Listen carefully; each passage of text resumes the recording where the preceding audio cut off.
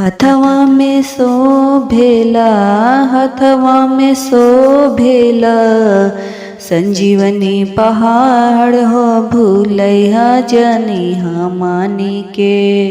वीर हनुमान हो, भूलैहा जनी हमनी के।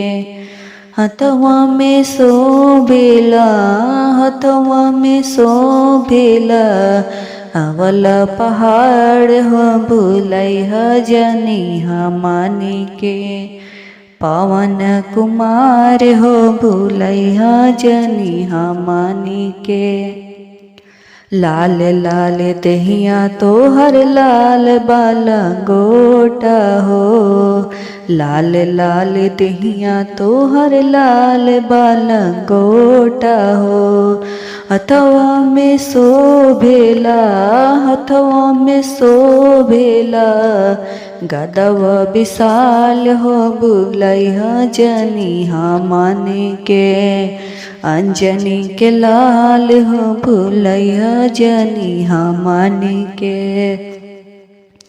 लंका में जाई के लंकावा जराई दिहला, लंका में जाई के लंकावा जराई दिहला। फल फूल खाई के बगिया उजाड़ी दिहला, फल फूल खाई के बगिया उजाड़ी दिहला।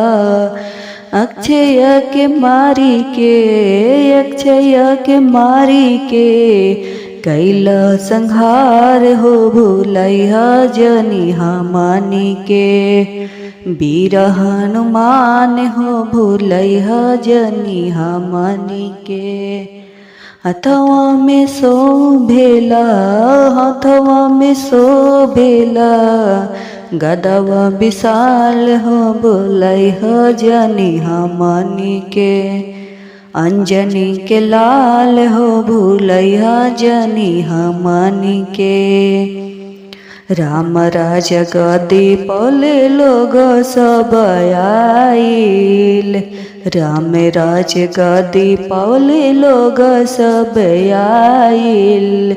अपना सेवक वन में धनवा बटाइल, अपना सेवक वन में धनवा बटाइल। हम हनुमत के सीता दिहली, हनुमत के सीता दिहली गलवे के हार हो, भूलैहा जनी हमनी के। पवन कुमार हो, भूलैहा जनी हमनी के।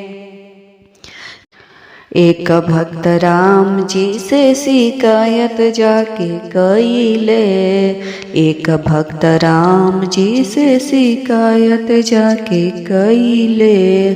सीता के राता हनुमत तोड़ी के बिखराइले। एक भक्त प्रभु जी से शिकायत जाके कइले, सीता के रताना हनुमत तोड़ी के बिखराइले।